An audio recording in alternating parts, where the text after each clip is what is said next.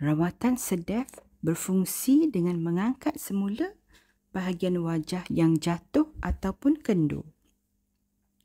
Dengan rawatan sedef, bahagian yang jatuh dan kendur dikenal pasti dan kemudiannya rawatan dibuat bagi mengangkat semula wajah anda. Apabila kita melihat wajah, kita boleh nampak 3 bahagian, iaitu bahagian di bawah bibir, bahagian di bawah dagu atau leher dan juga bahagian melibatkan pipi dan mata.